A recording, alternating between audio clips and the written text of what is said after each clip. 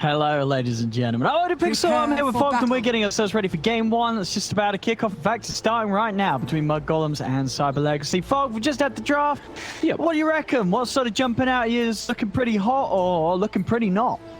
Definitely looking just hot. I guess just the interesting 5-position Viper. Something like they said, it's been played a bit in the past. I think it's something that's actually underused. I think it's actually something that's pretty good. I've seen a couple people doing in their pubs like this, these, you know, hero spammers and stuff like that, just these non-stop mangoes, and it applies a lot of pressure. So that's the most interesting thing, I guess, for me in this game, besides like these little, you know, we have Phoenix versus Snapfire again, so we have that interaction always going to be happening inside of the game.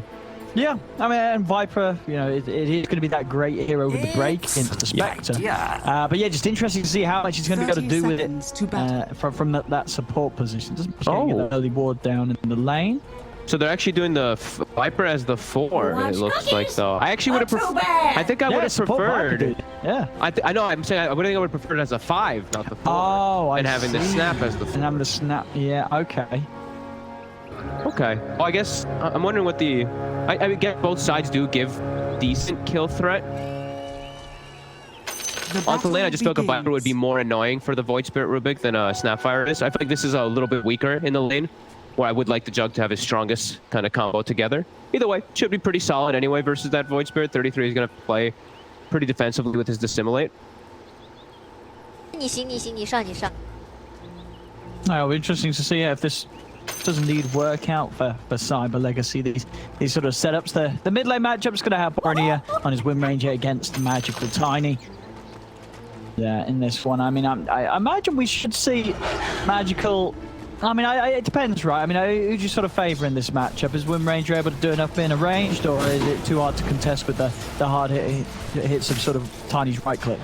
The Wind Ranger ends up harassing a little bit more, so Tiny has to spend more money on regen, but Tiny's able to get like pretty even, if not a little bit more like denies and stuff like that. I'd say it's kind of even.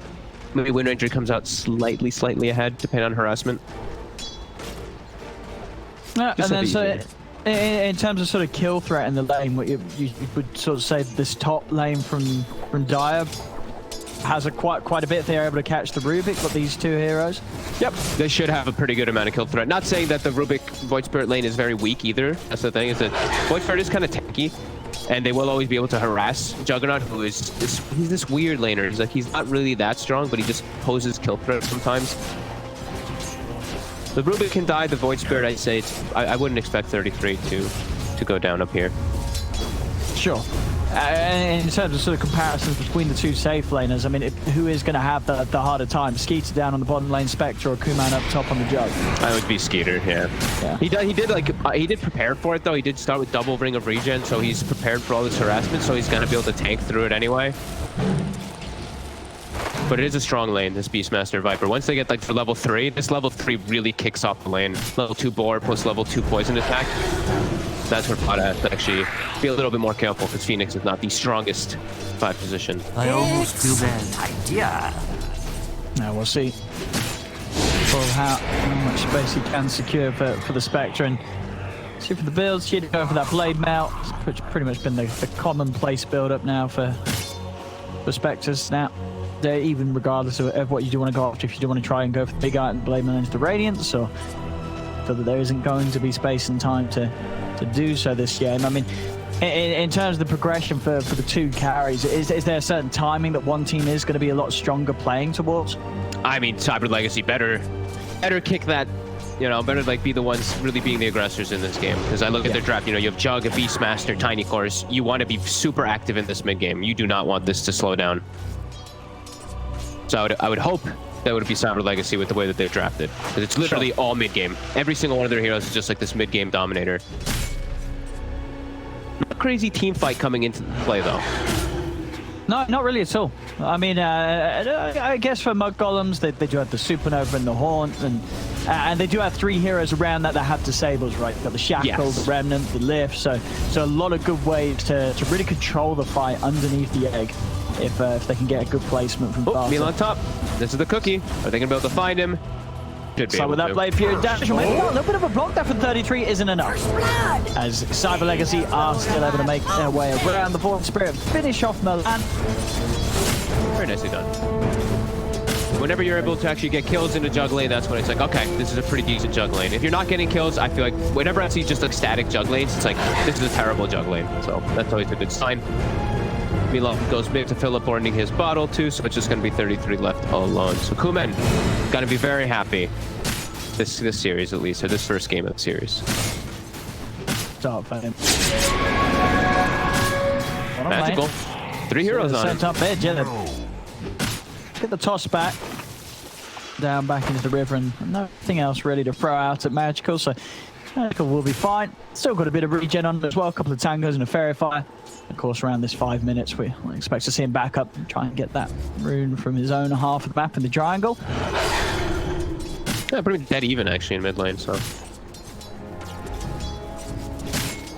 Yeah, and imagine both of these heroes as well are going to be sort of played similarly, right? In the sense they're going to be killers. Yes. Yeah, first item, these heroes, they're going to be making the rotations. Who do you think sort of got the easier targets? Who's going to be able to have that bigger sort of a game when it does come to the mid game?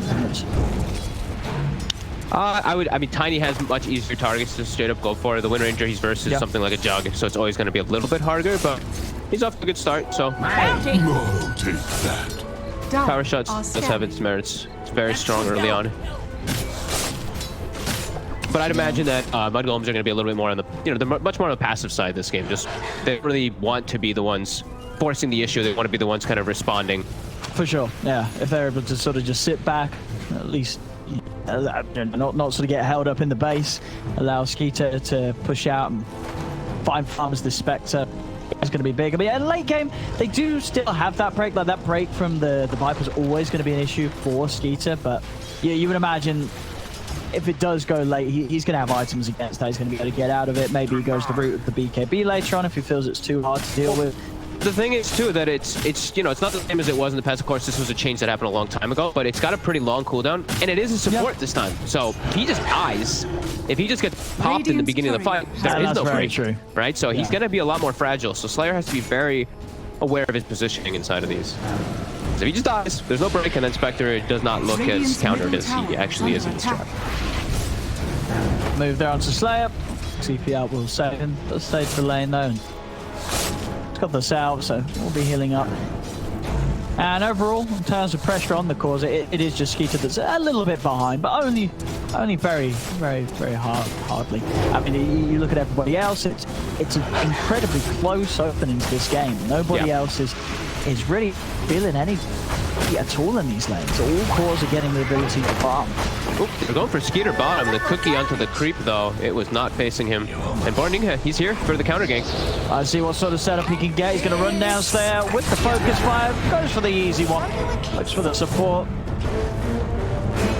Very easily, of course, with that double damage. And with that as well, just a few hundred away off the Javelin on Wind Ranger. And then also around in the mid lane to pick up some of the XP whilst Boronier is elsewhere. I'd say a slight win in the laning phase here for Mudgolems. Yeah. I think that the Void Spirit just getting so much up top is pretty huge for me, right? Like, he's up to 38 last. It's almost level 6. He has a piece of his Ags component already. That's huge. This Ags can really break a lot of that too, because let's say the Viper doesn't die in the fights. Now, if they do get an early Aghanims, 33 can just mess with the entire fights. He just jumps in and just chain silences, and then they actually can get all their abilities off. Yeah, absolutely. And against the lineup that doesn't have any sort of self-dispel, no sort of saves, yeah, the silence is going to be incredibly disruptive. Especially versus a hero like, especially versus a hero like Jug. Like, this hero needs to get a Manta style now pretty early on, because like, this Aghanims is going to come at a very early time now for 33. For sure, when he's doing this brown boot Sags rush. Yep. And also just having the silence to protect some of their team fight elements. Right? If he's able to get the silence on Bignum, when Bignum does start to have poison Little Shredder, suddenly that Supernova's not going to be guaranteed to go down every fight. Warning this time though, might get ran down, does not have the win run, magical. Got in a couple of seconds, but you're right with that avalanche. Yeah, they've got him.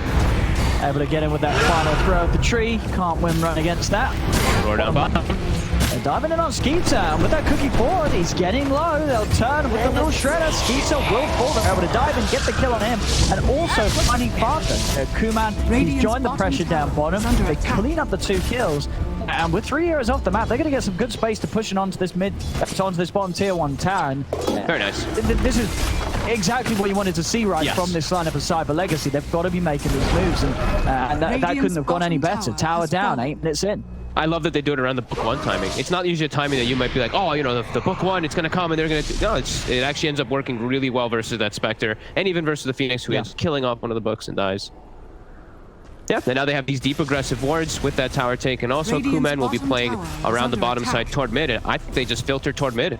You have 40 seconds till roar. I think Blizzy just do some neutral camps and just get ready to make your rotation over toward that mid tower. Maybe wait for your book 2 if you want to, for that one to be delivered. But yeah, I think they can continue applying this pressure here for sure. Mudgolems do think that this time around they're going to react. Yes, sure. I mean, in terms of TP status, they've all got TPs ready to go, ready to get over. Radiant are if anything does happen too close to the tower. Top lane, Milan. Poked. Slayer. Underneath the tier 1, a little bit too risky for them to dive upon. They are aware that each other is within this jungle down bottom. They want him. I mean, they're going to continue to hunt for Slayer. They're just going to use the horn as well. I'll leave Slayer any sort of chance to hide away in the trees. Get Skiter involved into some action. Now they themselves just try to start pushing onto this tier 1. Of course, they don't have anywhere near the same amount of tower pressure that Cyber Legacy do this early on, though. Yeah. So tower pushing comes at a lot slower pace for Mudgolems at this stage. Big fan of that haunt, though. Like, just using it now at this point early on to get him involved and just you scout things out, right? You get to see, okay, they're leaving our jungle. You get to see where everybody is. So they're setting up there. Magical, looking for Borneo here, but he's got the raindrop. Yeah, not enough burst to kill him straight off. Now Borneo is going to try and turn a little bit with the focus fire. Magical has the haste ring. He scouted the run back in onto Borneo. The win range has got to be a little bit careful. It's starting to bottle up. Magical scouted all of these stacks. So he's able to make a big movement over it. They can definitely have a good shot of contesting this Cyber Legacy. They're going to first look for the pressure onto the tower mid. They know that there's no horn still for 2 minutes, so a good timing for them to try and push up top. Combo comes in onto 33, isn't enough to kill him off, he's fine. And Mortimer's Kiss is actually being laid down as he's looking for Borneo. One more hit will get it, it's not quite there. Borneo is able to dodge it, will live. The Cyber Legacy, 11 minutes in, another objective off their tick list. That they've found a second tier 1 tower.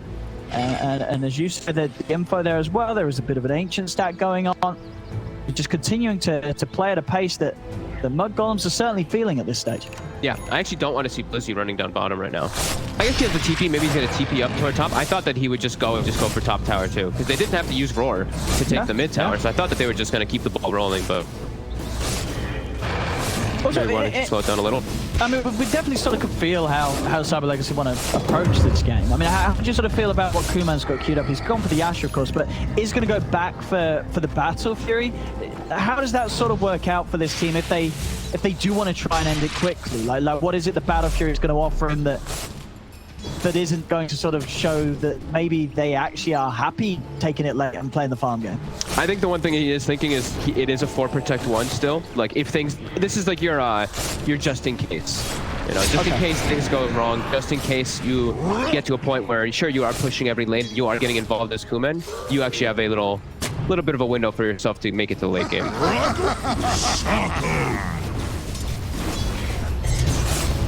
We'll see what sort of timing he's able to hit on that. I mean, if they're able to keep up the rate that they're taking down these tier 1 towers, they're gonna have the money at pretty good time. Down bottom, again, just trying to get inside Mudgolem's jungle, take away this area from them as much as they can. Blizzy, very, very close, just 50 gold away from having the level 3 Necro book. Yeah, it's super early. Gonna give all the space in the world for Kuman and just keep farming. As they always have Hawks down, they always have wards down too with this early tower pressure that they've done. Aghanim's is, I believe, finished 33. Looks like it is coming out in the career, so maybe this is when they do want to look to try to fight something. But like we said, Mudgolems, this isn't a game where they're rushing. They're just sitting back. They just want to farm. Yeah, and I think that's pretty much the best thing for them to do, no doubt about it, because if they do start actively hunting for action against Cyber Legacy will happily fight them, because the strengths that Cyber Legacy have. So we've seen this very early level 3 Necro book on Blizzy. Magical has got his blink done. He's also got a DD rune in the box. They're going to force it. Whoever they find here is almost certainly going to get popped. Fada hiding in the trees. The Hawk is out. They know that he's there. Magical in with the combo. And Fada does still manage to dive away there. Kuma not able to actually get a hit in. Magical didn't throw his tree right away. They'll still get it. They still get it. They do manage to still find him. Barney is going to try and turn the focus fire to Kuman. Healing wards out. In fact, Kuman, he's scared. He's trying to TP out. He's going to get taunted. Does still have the Omni Slash though, so if he can get the ult up, he's still going to be good to go. But there's the silence. Second one. Pulses. 33's able to come in, control the jug, stop Kuman from being able to get that Omni Slash off.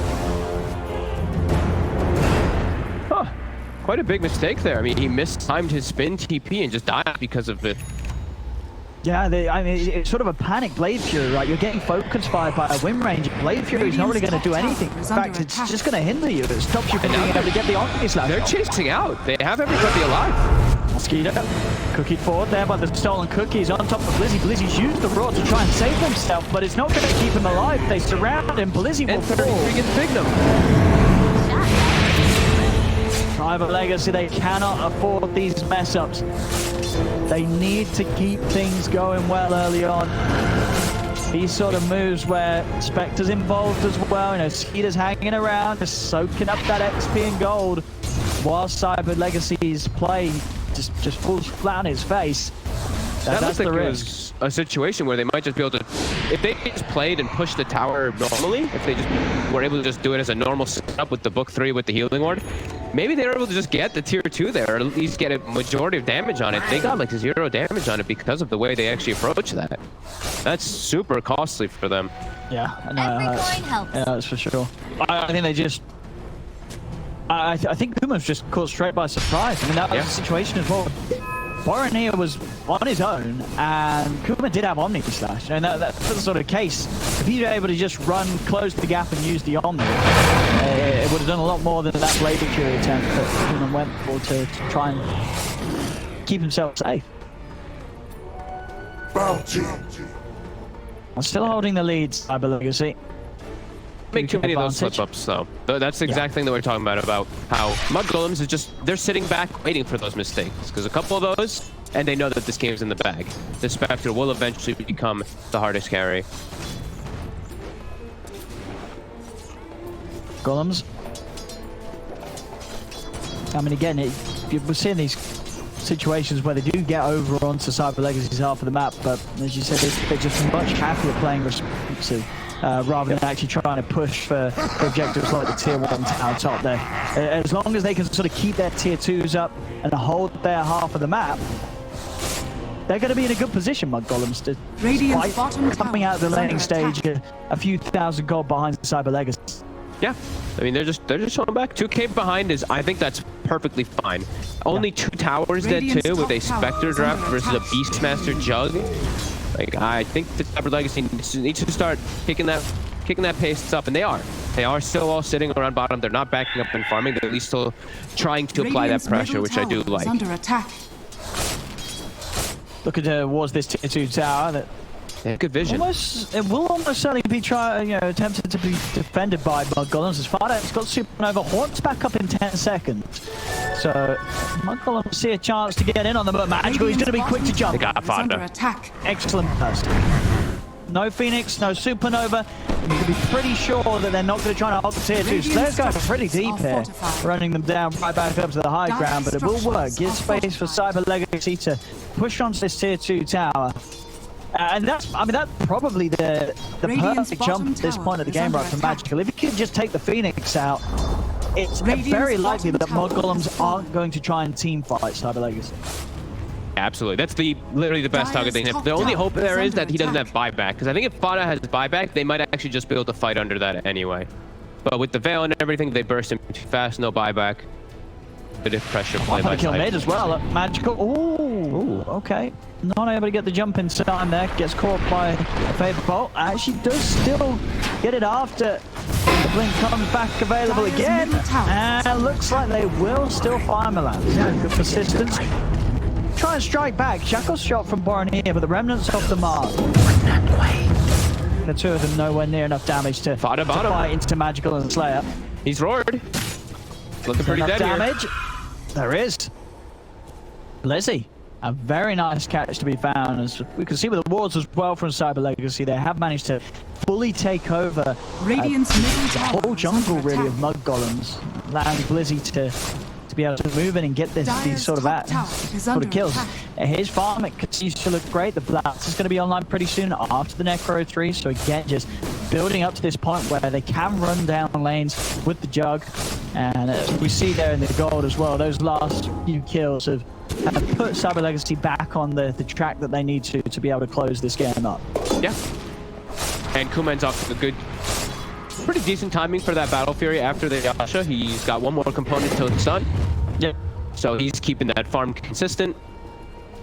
And they're still applying pressure with the three, like all three lanes are being pressured. Viper showing in one, Beastmaster showing bottom, and then mid also being pressured out. So yeah, all boxes being ticked here for Cyber Legacy. Radiant are Yeah, scanning. if they can get the Battle Fury and then sort of whichever item Kuman wants to farm up quickly with that, I feel like that's going to be the time where they're going to be incredibly strong, because Spectre's probably still not got her first big item done after the Mantha at that stage. And you know, if you're running down lanes with cleave and a damage item on this Jug, the Omni Slashers are going to destroy some of this squishier heroes and golems. Absolutely. Cyber Legacy all setting up down bottom here. They have vision, so they saw Fada and Milan, Radiant's top tower is under attack. and they still don't get. That's a full duration ward that lasted there from Cyber Legacy. That's huge. Skiter gets spotted. Skiter gets tossed on. He's there, they're straining off to Skiter. Skiter needs help and he needs it now. He's getting comboed up, getting low. Will manage to get out of the poison, but keep onto the Necro, but not actually going the correct way towards Skiter. So Skiter's able to live. 33 after the jump away as he's been hit by the Viper Strike from Slayer. Stolen healing ward. That's gonna reset the whole fight here. But there's the jump. Magic plays in with the avalanche, catching the two of them. Oh, you're going for the... What was that? The sort of the taunt TP? It just jumps in, kills off Fada, and says, see ya. Just kidding. Cancels his TP. He's sticking around. Healing wards out. 30. Trying to finish off stuff. Just get the down. Look at the Omni stuff. It's coming in big. Skiter getting low. But so's Magical. So's Blizzy. Skiter. He's lived throughout the burst of damage. The dagger off the mark doesn't hit onto Blizzy. Skiter goes down. Blizzy's starting to run. Already trying to chase. The Horn's going to be there. The double buybacks coming out from Mud Golems will allow them to clean up. 4 dead on Cyber Legacy. Mud Golems able to fight back, but just cost them the 2 buybacks, and of course the most important one costing Skiter his buybacks. So will slow down his gold, but the XP worth is, I mean, what would you say it's worth that in that situation? You're happy buying back for the levels you're getting from the cleanup? Yeah, I think those buybacks are definitely worth it. The only reason it ends up being okay for Cyber Legacy is because Kuman gets out and... Oh, look at this! Beautiful! Beyblades! Here we go! Kuman! Looks like he's gonna have to pull harder on this next Beyblade. Might have do you have a Beyblade? I did. They were like right after my age. No, They came out you like right missed after. it. I did the best Pogs. bad. We did Pogs, and then Beyblades came out like right afterwards, and everyone was in on the Beyblades. Were they the ones you get in the crisp packets or chip packets, as you? Every coin I don't know. I don't remember really. I think we did. Roshan, Blizzy, that beast aura. Egg is available, but no haunt. They scouted out with that powered shot, but it's dying fast. I mean, they've got good methods of stealing. They can win run in, they can astral step in. They've got the dagger. 33 is gonna go for it for sure. He's going to decide this. He's going to jump from there, the avalanche. The wall's out of flow. Kuman's able to get the kill and the Aegis. Cyber Legacy get both of them from Roshan. Already a focused fire up to nothing, really. He's going to turn the shadow shot, but he's got to run. No damage has been done. Hit the members of Cyber Legacy. They're able to step out of the pit, full HP.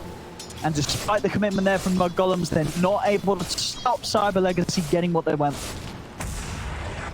Dire's bottom tower is under attack. They're doing a really good job with their draft. Exactly like everything they need to do. Just keep this lead consistent. I'd like them to be a little bit more ahead, but everything is still just fine here. all these items building up here. Slayer, he's got Valen and Atos, so he's always going to have that lockdown to address Skiter, even though Skiter does have the Manta now. This Viper is always going to be a big nuisance, and Kuman is extremely farmed. He's actually not going to be going for Manta, he's going for S and Y. He's just going over it. Yeah, I like Dire's that. top tower I mean- has fallen. Well, there is the silence. The silences are annoying. Pulse, but that's probably kind of it, right? That you look to Manta off. There's not really anything else that Manta's super important against. It's a low duration. It's a low duration silence too, right? It's 2 seconds, I believe. So the status just and everything. Yeah. Sure. Dire's top tower It's all good. is under attack. Up to that 5k gold lead. Kuman maybe looking for Milan here. Can't quite get the kill.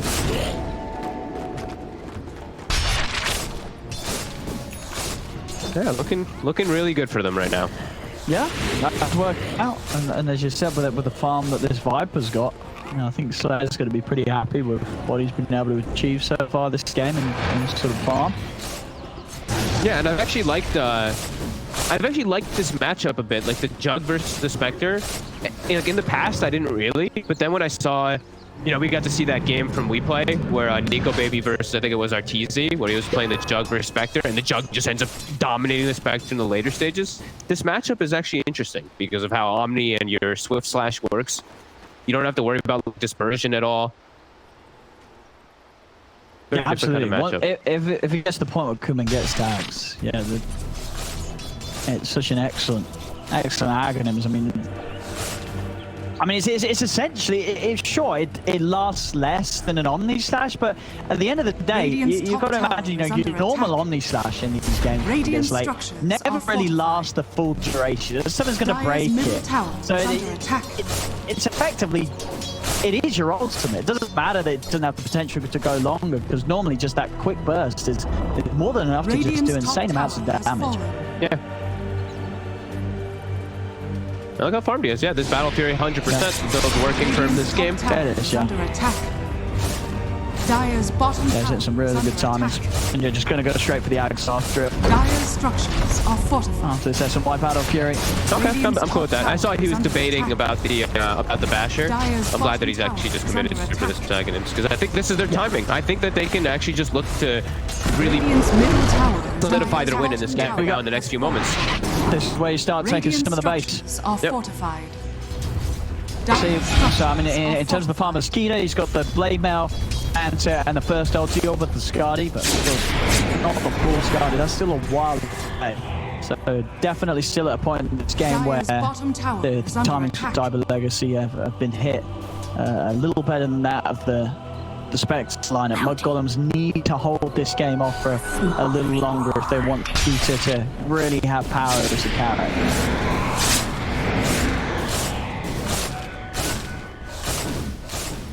Cyber Legacy, again, just Staying aggressive. getting control here, deep on Mudgolem's half of the map, making it very hard for Mudgolem to places to safely farm. Quick juke of the shackle shot there from Magical. Farm very close to completing another item. BKB just half a recipe away. Game just feels hard for the Wind Ranger to really look good at all.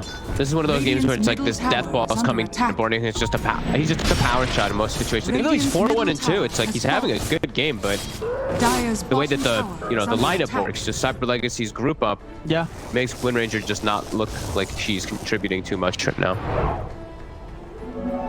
It really just feels like you're gonna be like this kind of control here for Skiter, and just hope that Skiter just gets all the farm on the map.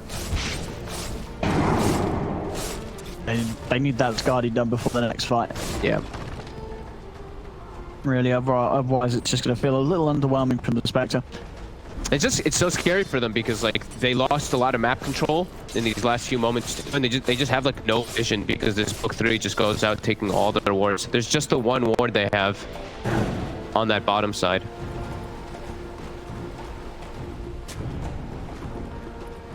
Just got to play much more careful than they'd like to. Magical and Big Num. See if we can get the catch on the bar here. It's straight away with the combo, but the kiss is a little slow there from Big Nub. I mean, the Barney is able to run away. Quite able to get connection with any of those hits. Oh, Skiter. They spot him. He's Slayer's around here too. He's got to run. They've got the 8 on. Manta's on CD. Avalanche down as well, but they're a little scared. They know that the rest of the team is going to be immediately running towards him, so they don't want to actually push it a little more. Because they didn't quite have Blizzy close enough, and I mean, Skeeter still even without the decent Scotty, he's pretty tanky, of course, level 18. He didn't have. I think they might have. He did not have Manta. They saw the Manta wave. The Manta's juice top. Like if he just gets the break on him, a toss back into an ult and a break. I think. I mean, either way, they were a little bit afraid because they do have all that vision, but yeah, that was very scary. Maybe as well, I mean, his buyback's not ready, it's back in 40 seconds, but if they weren't keeping track of the timing perfectly, they could be a little aware of going all in on the Spectre, boom, buyback, on, and then, you know, I guess there is the reason to be a little scared of that sort of play coming in and cleaning you up. Yeah, I mean, they maybe just don't want to risk, right? Like, they're very comfortable anyway, so. Yeah, I mean, Big Imp's done again, or Ags finished on Kuman. Yep. BKB, I think, done on Magical strong. Pretty much. They almost have their Ags on Bignum also on the Snapfire. So all of them feeling real solid. 7k gold lead. How's that XP? XP is pretty much even in this game. It's like 2k advantage for Cyber Legacy. So that's still on the side for Mudgolems. Yeah, I mean, I guess that makes sense, right? You play the lineup with Spectre, you're more likely to be playing in formations where you are split up, because Spectre is always able to join you, whereas Cyber Legacy have been making moves as 5, sticking together. I feel like he maybe wanted to kick off a fight around that area there. They saw the Beastmaster top for a second. He had no way to actually get towards the mid, but rest of Cyber Legacy, they make it in time. And they're charging in here. Kuman is looking for action. Quite be able to find it. Fighter's starting to step back over. Could be a little careful on the edge of the fight. Lizzie or Magical's able to get a jump. We'll find him. There up on the high ground. Skiter has the Scotty done once he goes and purchases it. Oh, and then what are you sort of getting after the Scotty? Do you think you have to go Abyssal for the lockdown on the Jug? Dire's middle tower is under attack. That's a good question. Because he's got to do a lot this Spectre. Like we talked about, if it does go late, it's going to be on Skeeter's shoulders to carry. But he's got to do a lot. He has to be able to kill this Jug, this tiny. Pretty beefy heroes and elusive as well between the Blade Furies and the Swift Slashes. I think Abyssal does sound like the better option, because like Butterfly you don't want to go because you have Wind Ranger, and MKB's already a natural build-up.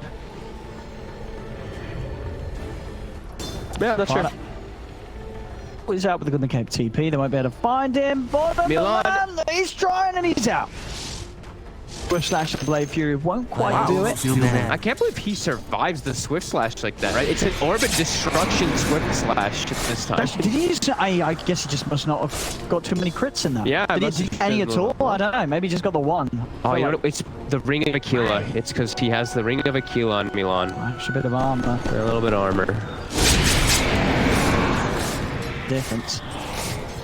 Magical, very deep and aggressive, looking for Borning with this ward here. He's getting a turn now. Coming in with a BKB, but this focus it's gonna kill him. He's just dead. And now they're gonna just chase for more. Blizzy, he's been jumped upon by 33 Skeeters on him as well. They're gonna lose Blizzy also. I even had to sort of adjust my vision there. I was like, what do you mean Magical's in there? Surely not. He was in there. What was he doing? I actually have no idea. He was alone with the full vision. He saw everything. And he jumped the wall. Wherever it is, and he went in. And it's a BKB Wind Ranger. Vision. There's no way. He did. He had full. I mean, was he close to bursting Barnier? No, Barnier was patient. He could have just BKB'd early. That was insane by Magical. I mean, if they use Roshan here, they might Slayer, he's too far forward. Slayer's gone. They can't afford those sort of plays. You know, when you are playing this lineup that needs to be ahead, needs to keep it going early, you make that sort of mistake, that one misplay from Magical, resulting in a complete disaster for Cyber Legacy as a whole. As now mudgolems, they got themselves the Aegis on Spectre. That's a game. I think that's just a game-losing mistake. I mean, it's not going to be easy. It's not going to be easy for Cyber Legacy. I'd say if that happens again, but maybe already just with it happening the once. I have to I'm just because he could have just BKB TP2 in the midst of it all, right? He could have just Well, TP. he did BKB, but he was getting focus fire. So, But he could just TP. yeah, but I mean, either way, he did it too late. I think he was already. Yeah, I guess it was too late. Either way, it's a massive mistake by Magical when he had vision. So it was a decision he made. That's all. They found him. Kumac by the 20's dead. They're going to turn with the fight on the bar and knee up. Blizzard can with the BKB, but they're back on the floor. All the raw. It's their answer, so they're the supernova. So the hits on the two of them. Blizzy's dead. Slayer as well. Put it aside. Magical also in a whole lot of trouble by the looks of it. He's going to be able to pump the BKB, try and run. He's been gobbled up, but the Eels is going to leave no time for Bigtham to shoot him out. And now Bigtham goes down. Magical, he is dead as well. And my goodness, I would not want to be on the comms of Cyber Legacy right now. No, most definitely not. You can't help but imagine it's got to be heated. As this game is, they're only 1k down, but the fashion that it turned around in has got to feel terrible for Cyber Legacy. With the lineup that they're against too, like now Spectre's just king. Spectre's king, your Jug doesn't have a way to remove silence. So in all those situations, he's just gonna die because he went for SY. The whole game is just completely turned. This is actually now just massively in favor for middle tower Golems. is under attack. I mean, just that, as you said, the fact that they had that pick off on Magical and then the Dyer's Broche, top tower is you're under already attack. just seeing sort of the subsequent fights that are occurring are just so much easier for mudgolems compared to what we've seen them be able to pull out before. And it really is down to just the nature of the heroes and the items that they're now getting out. Skiter, he's less than 1,000 gold away. Well, just about 1,000 gold away from having a butterfly on top of this guard. Yeah, and now he literally just got a full butterfly in the last like 3-4 minutes. I mean, it's so massive because it looks like the subsequent of mistakes. Because we were like, oh, you know, S and Y on Kuman might end up being fine, but because of all these constant mistakes that happen, he's super behind on his item choice. And now he has no way to remove silence, and now they're just getting picked off all over the map. This is... And he's already committed for this MKB with a Demon Edge, so he's not going to be able to do anything against the silence at all. And is anyone building a Lotus or anything to protect him? No, I mean, Greaves eventually is going to be coming out from Bignum. Nothing really else to say that they I mean, as you said, they went all in with the draft in terms of trying to play the game fast, and they did to a point also kind of go all in with the items. Yeah. You know, the back element of it was the Battle Fury to farm, but down bottom, opportunities there. They jump on Blizzy, quickly move over to pick them. They're just falling apart outside. Yeah. Dyer's middle tower. That's 33.